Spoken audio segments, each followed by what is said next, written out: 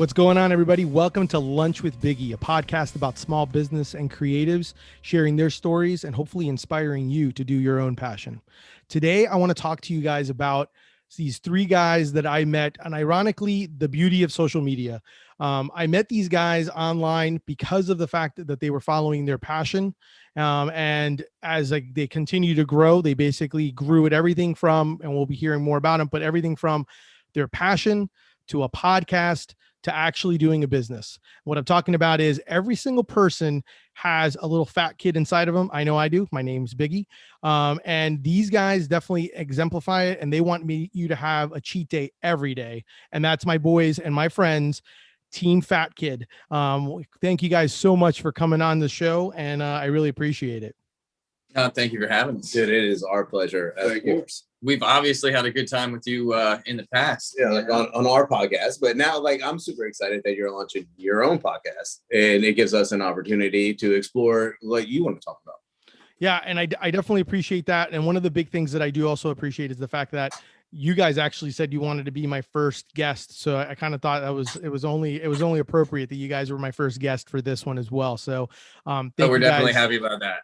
I mean, Biggie, Team Fat Kid, you know, like the whole everything kind of just runs like it's a perfect marriage. Yeah, that's definitely dream case scenario. One of the big reasons, like I said, is the big reason why I really wanted to have you guys on the show was because I absolutely love people that are passionate about things. And one of the things that I love when I'm on your show is the fact that you guys are passionate about food, just like I am. And so I really would love for you guys to share your story about how you started with your passion from the concept of food, your food passion, and then kind of how it's progressed. Before he jumps into this, I know he wants to answer this question. Yo, but like it's a really long story. I'm going to try and cut it down a little bit. You had 3 steps that you mentioned. Yeah. Passion, something, and then business. What was the middle one? Passion, podcast. And then business. So business. Because technically that's kind of how it went, right? Am I wrong or correct me? No, you're man, there's multiple businesses involved. There's layers. It's like an onion. It's like an ogre. Limited to that. Passion, podcast, business. Hopefully that will shorten his story. Okay, so like, come on, man, it's all of our story. So it all started with a basically a backyard grilling, hanging out. Like, you know, it was our day off, and we like, you know, instead of cooking for other people, it's like, what did we want to do? It was chefs cooking with chefs for chefs.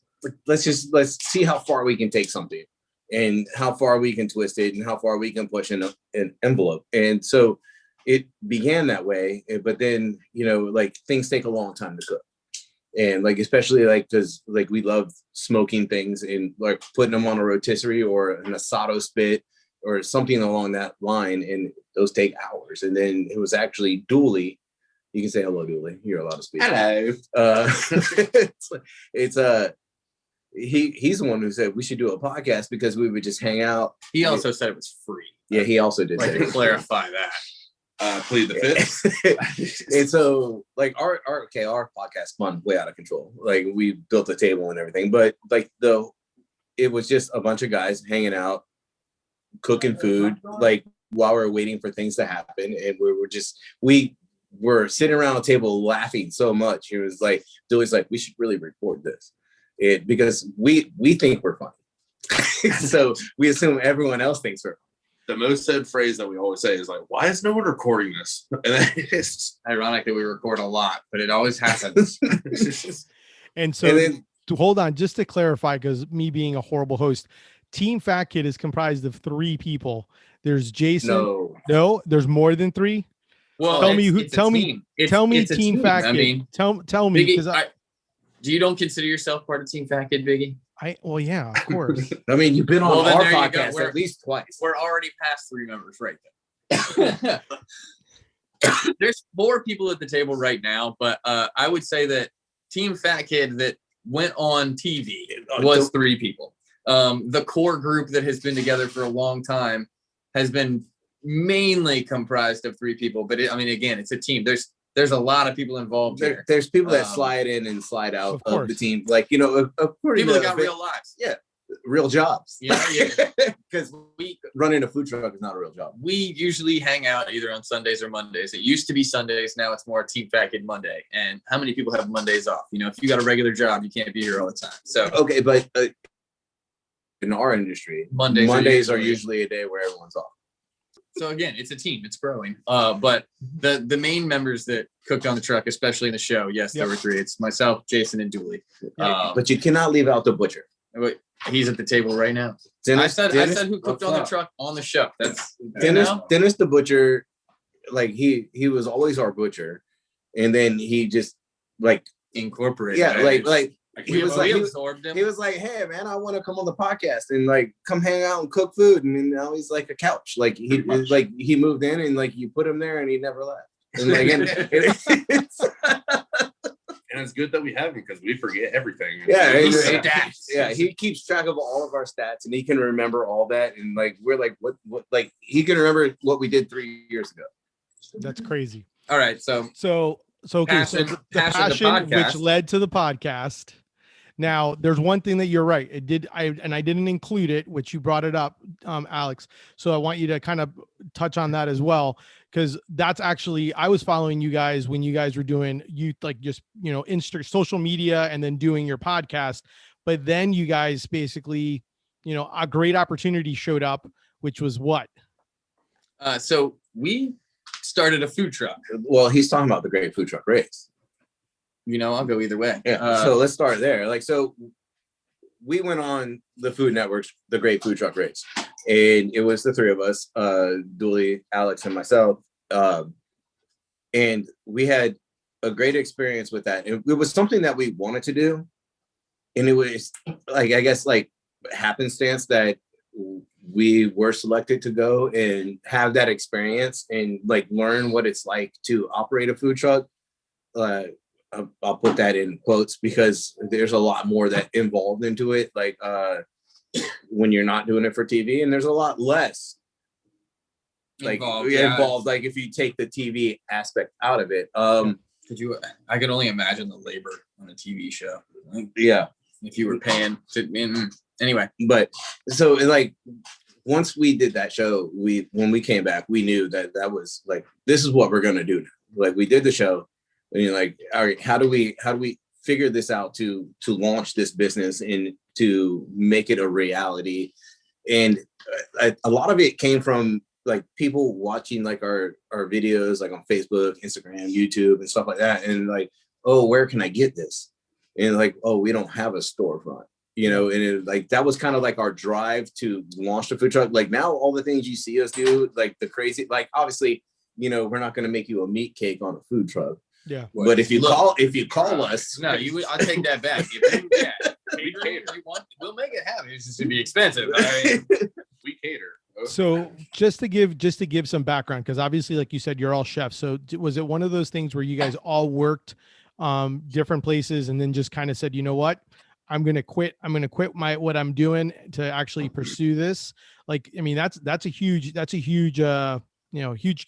In my world, I guess, kind of looking at it, sometimes it could be a huge gamble. So what made you guys kind of take that step to say, you know what, screw it. I want to do this. We're going to go do the truck and we're going to make this happen. All right. So I think there's a couple of things that were involved in that. First off, when we finally got the truck registered and updated due to situations ongoing, it took longer than expected to get everything licensed and registered and ready to go. But when we were finally up and running, I believe I'm the only one that like full on quit my job. Yeah. And in the like right away, instantly. Yes, was like, all right, truck is up. I'm like I'm 2 out. feet in, like cannonball. Like I did kind of have like a fallback because I was working for my old company like 2 days a week. Okay. And I was like, I'll help you out when I can. If I'm busy, I'm busy. But but ironically enough, again, ongoing situations, basically relieved him of his job. It relieved me of my job. Like, with like, as we started getting busier, as we started getting busier,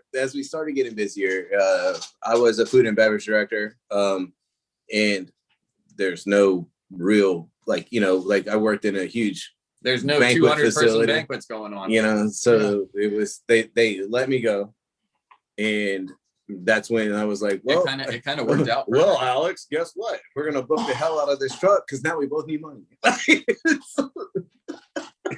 It was honestly a little scary though. Yeah, I mean, it was very scary in the beginning, and I'm not gonna say it's not scary now. No, I'm comfortable in our decision making or decisions made for us. I will say the food truck aspect in particular, we debated back and forth for probably like a year and a half. Going on the show definitely made a huge difference in our decision. And again, with ongoing situations, it probably turned out better because I don't think a brick and mortar restaurant would have been the right way to go right now. And honestly, with like going on the show, it let us know like how to actually talk to the companies and stuff like that. Hey, can we park here? Hey, is this a good spot for us? Everything like that. So Julie, we don't let you talk to anybody.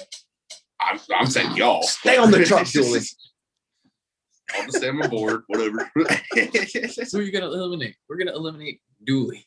Yeah, that was a good option. That's a great All story. right. It's a long one, but like, So that to me, so that's kind of impressive because of the fact that how you guys, and I guess the opportunity really, sometimes you just kind of have to grab hold of that opportunity to kind of be able to take that next step. Cause it probably would have taken you a little bit longer to get to the idea of the food truck concept if it wasn't for the show. Now, with that being said, now, and I know we've kind of talked about this previously on your podcast, but what advice would you give someone who wanted to kind of open up and start a food truck of their own? What are like, do you have like any tips or tricks or anything that you can think of like, hey, I really think this is something that you guys should consider before you do this? Get more money than you need. bring your truck to a mechanic and let them give it a once over before you purchase the truck. We had some hiccups with the truck. Like we blew a head gasket, we blew the brakes. Like this is all like in the first couple months of operating. And again, get more money than you think you need. We did. We planned ahead. Yeah. We were smart on that one. And in our operating costs, we had a couple of months of backup of like, all right, if we don't make any sales, we can pay for the truck. If we're all sick or in the hospital or like, somebody dies, God forbid, we can make this work for 6 months with nothing. That's awesome. And I think it actually ended up being more than that. We kind of worked out luckily, because I'm not going to lie, starting a food truck in the winter also maybe not the best plan. Yeah. And also the fact that it's the winter up north, because you guys are in Virginia Beach. So it's not like you guys are in Orlando with like where I'm at, where you guys can be like, hey, let's open a food truck. You could open at any time. We're fortunate enough to not be so far north. We're in 3 feet of snow, but he and I have both worked on the truck when it was like sub freezing 27 in the truck. 27 degrees inside the truck. Let me tell you, it sounds like the food truck's going to be warm. Maybe in the summer.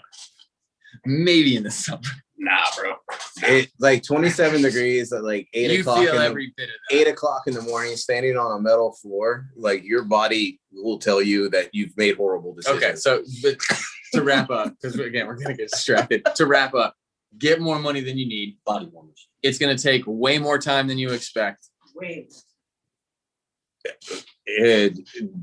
Like do not find an accountant. Yeah, no, there you go. I think that's always three pieces of advice. I think that's always a good one, the accountant aspect of it, being able to have someone that can give you an idea of what's deductible, what's not deductible. You mentioned something, and from that I was very intrigued by, was you basically creating the relationships with places where to park, finding out, kind of figuring that out. I mean, that's always kind of obviously must be a difficult task to figure that part out on where to park, where to be able to sell, because there's the positives of being mobile, but at the same time you're mobile and you can't find a place to park and just be anytime set up and go from there. Obey the laws. Yeah, obey the law. That's definitely a good one to start on. We've had that issue with someone arguing about that already, but we're not going to get into that. No.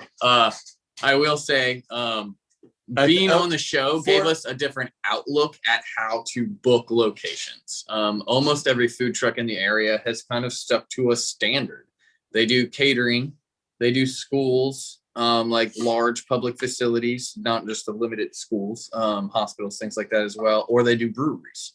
I think we came into it with a different mindset, because I think being on the show, we only had 2 days to get set up. You had to find the best location that you could be there for 2 days or however many hours you had or whatever it was. And locally, we partnered up with a Best Buy, which to us made perfect sense. To us, but then people are like, no one else in the area had done it. So I think just the mindset that we had from the show gave us a different perspective of how to book gigs. And yes, we are working with breweries. We are working with schools. Yeah. We're doing all of that, but no one had booked that Best Buy. Like no one had tried, going into a retail parking lot. No one thought of, and that comes from us being on the show and dealing like outside of like your normal realm. You got Lowe's down in Florida? Yeah, we got Lowe's. Yeah. They got Dominic's? No Dominic's. No Dominic's. No Dominic's. You don't know what Dominic's is. What's a Dominic's? What's a Dominic's? Dominic's is like it's basically like a sub shop that partnered up with Lowe's. And they're just so it's like a trailer that's like permanently parked in front of Lowe's. We're trying to do that. We have like the hot dog. We have like the hot dog folks that sell hot dogs, like the Home Depot and stuff like that. Which is see, Home Depot did it down there. Yeah, well, interesting. We were actually talking to Home Depot right now. We're trying to. I was like, I will park a food truck in front of every Home Depot. I mean, that's super smart though, to be able to kind of find a place that has their basically owns their private lot. They own their own lot, so they can do whatever you want with them.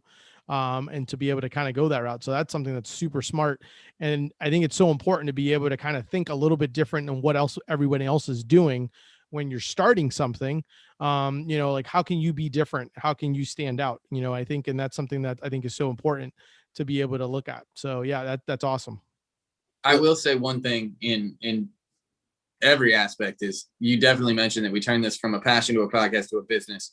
And even just from passion to business, because we've had multiple businesses along this route, you definitely be passionate about where you're going into business about. Like if you're going to open your own business, you're going to put in way too much time and money, and you're going to it is all you. There's no one else doing it. If you don't enjoy what you're doing, you're not going to see it through. Well, isn't there a quote like if you love what you do, you're not going to work a day. That's fine. I'm just saying if you don't enjoy it, you're going to give up before you finish it. So make sure whatever you're doing, you enjoy doing, because we have been through some stressful situations. And if we didn't enjoy this, I don't think that it would be a continuing effort.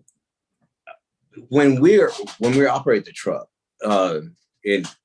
we're putting basically our hearts on, well, I'll call it a plate because that's just the way that's just the way it's said. But like, yeah, we're putting it in like a paper boat, or we're wrapping it in foil, like the cushy foil paper, but I enjoy that more.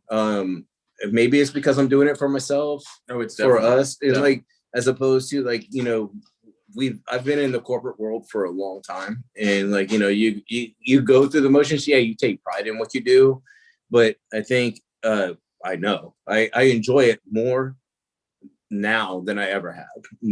Because I make it, I hand it to somebody, and they eat it, and they tell me how amazing it is, and maybe I'm just vain that way. Like I need to know how good it is right now. I don't want you to tell me about it a week from now. We can clarify that one, right? No, you definitely need that. And you have those moments too sometimes when you're having like those crappy days where you're kind of like what the hell did I get myself into? And then it's amazing how that you get that justification from someone that tells you like, man, I'm like, this is amazing.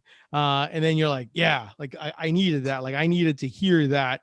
Because I totally get it. That's something that I think a lot of people go through, that sometimes it's really tough because you're doing it for yourself. It's something that you're passionate about, but it's also, in many ways it's like a thankless job, that you're doing. It's something that so I totally understand where you're coming from, because on my side, I have the full-time corporate job, and that's why my Deli Fresh Threads for me is this passion project where you can tell. And I think when you talk about it, when you're doing things, I think that's people see that. They see the genuineness, and they see that passion and that love that you have for it.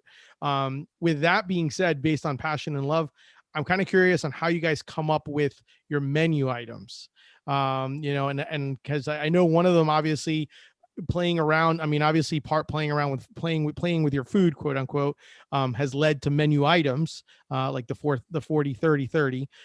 So, and things like that. So I kind of curious, since I am food related, I want to know, some of that, how all that, like, R&D, goes into effect. You want to cover the burger? I will cover the current. Okay. All right. First off, like our menu items, like just to give you a broad spectrum, and that like we try to cross. It's a food truck, so we don't have that much space. So we try to cross utilize as much as possible. So you'll see the same proteins and things like coming up in different ways. That being said, the 40 30 30 burger was Dennis the Butcher hates it. Yep. Because we grind ribeye into it, and like we're not like ribeye scraps. It like feels bad sometimes. I'm not gonna lie. Like we buy a ribeye loin and like we cut it up and just straight grind it into some chuck and bacon, and that's the 40 30 30 is 40% chuck, 30% bacon, 30% ribeye, and it's delicious.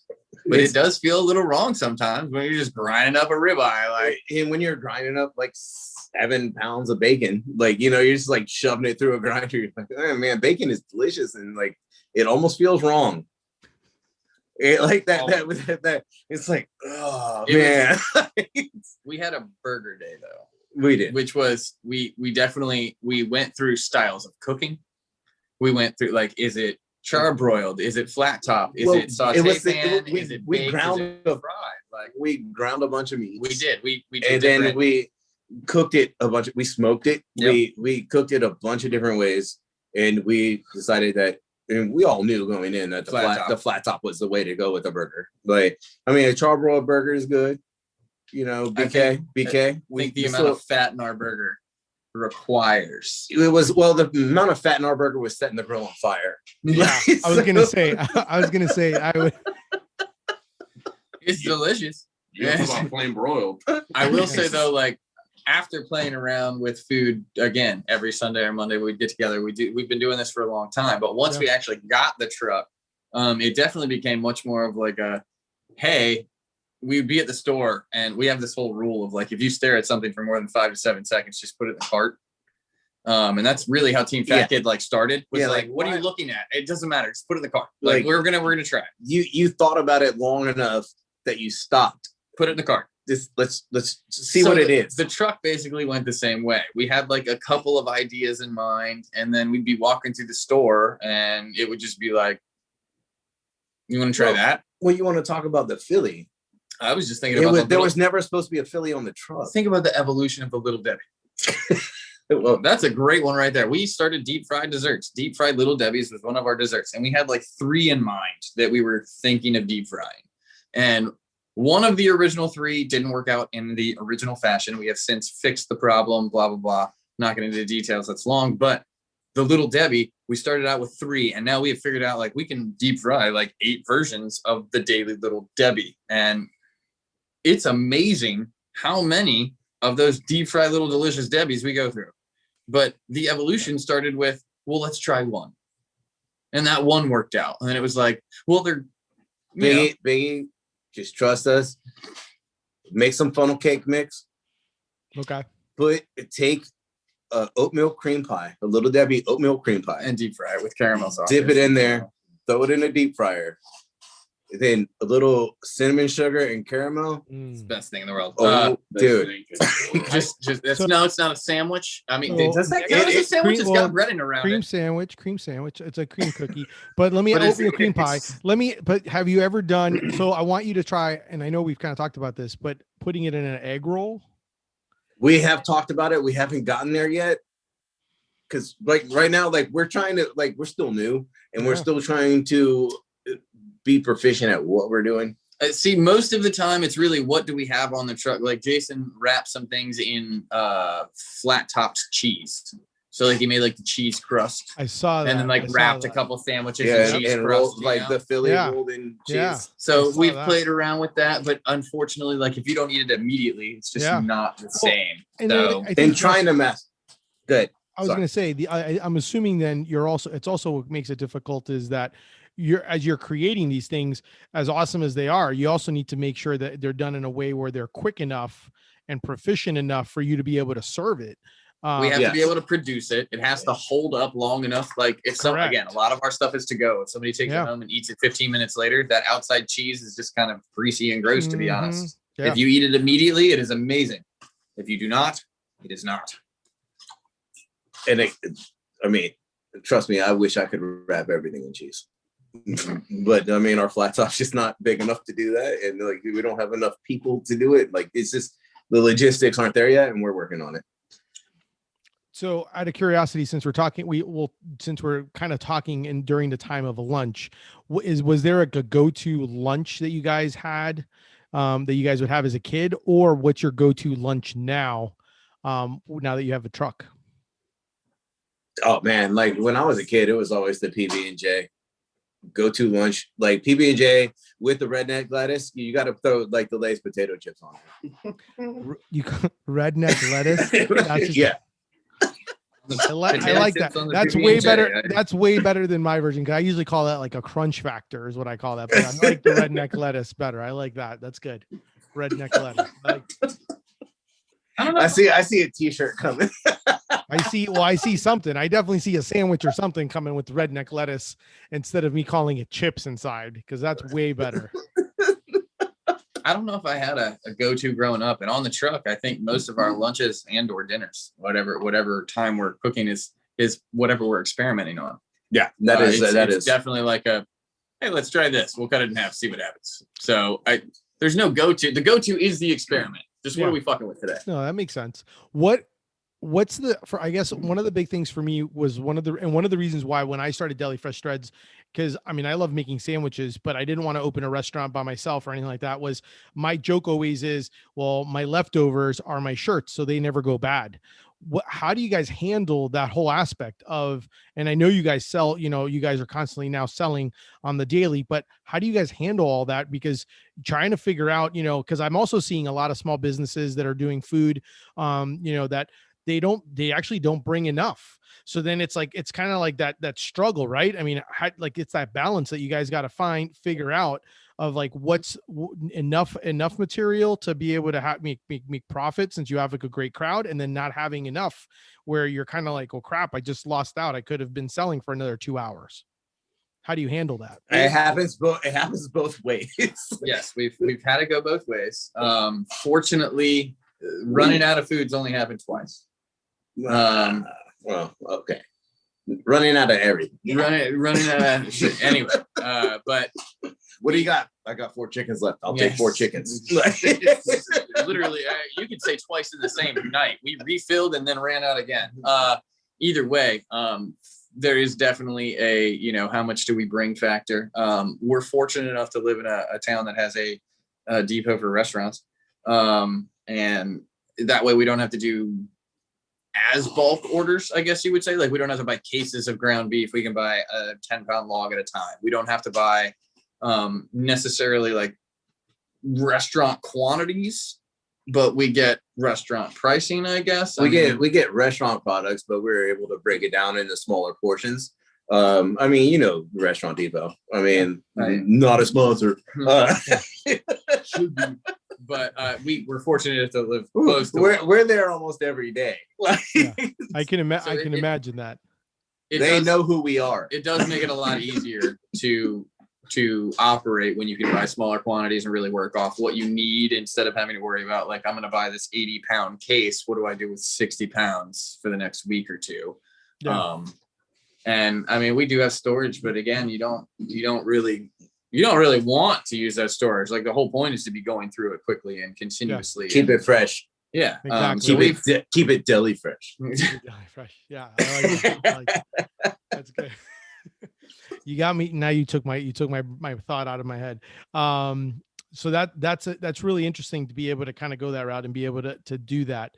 I think that's always kind of, I could imagine, because right now I'm seeing a lot of pizza folks that are dealing with that, where they don't prep enough, or they don't think they prep enough, and then they explode. And then now they're like, well, great. And so it's a good problem to have. Obviously, I'd much rather have you guys be selling out of stuff and figuring out like, oh, I need to bake more than to be like, I have all this extra and what do I do now with it? So makes Bake total more. sense. That's a great one. We get Well- bread fresh. Let me tell you. Well, Yeah, that was that's that's what I was going to ask you about, was because that's the tough part. Because you guys, that's one thing that you guys do that's different, is that you have like your own bread maker that's actually making your own bread for your sandwiches, which I think is, he is amazing, and sometimes he hates us. Shout out to Ken, Angie's Bakery. Angie's Virginia Beach. Bakery, like what was it? We text him, was like, yo man, I need like 72 rolls tomorrow. We did ask him, like, do you provide restaurants and corporate businesses with rolls? And he's like, yeah, and he's like, they probably order like 2 dozen a week. And we're like, yeah, we're gonna need like 72 on Monday, and by like Friday we're gonna need another like 80. So we've been keeping him busy, which is good. We try to give him as much advance warning as possible, but then sometimes it happens and it's like, yo man, he's like, we got hit, we're gonna need some rolls tomorrow. I actually think he was just sponsored for his art recently. Yeah, he is. Just a shout out to him as well. Ken. Yeah, he is an artist. Like, he actually paints, and he's doing like he got a little local segment. Yeah, I didn't get to see the whole thing, but recently, yeah, it was pretty cool. So shout out to Ken. Yeah, but like he's an artist in both forms. Like, he makes the bread, and like we just text him like, man, I really need bread, and he's like, I'll see what I can do. Damn it! Like, we're always ordering late in the day. He always sends his staff home at like noon, so it's like just him by the time we order, and it's like, yeah, we need 80. And he's like, really? Why didn't you tell me It's an okay. hour ago? Yeah, but it's so that soft. happened. It's so soft when we get it. Like, It's okay. Jason sends his bae Dooley to go get it. So Yeah, last time we picked up bread, we just sent Dooley to get it, and Dooley like went up to the back door and picked up the bread, and by the time he was done, like he was walking away, and he goes, "Wait, they did pay for this, right?" Like, yeah, we already paid for it. You're just picking it up. But I did speak to Tex, and I was like, my boy Dooley's coming by to pick it up. And it said my bae Dooley. My bae Dooley is coming by to pick it up. I And he's opened he's like, up the back door, and he's like, we got a so bread are bae. you Jason's bae? I was like, I guess so. We got a bread bae. he's like, your bae totally came by and picked up the bread. I love it. He said, he said, you should really not mix business and pleasure, though. It never works out well.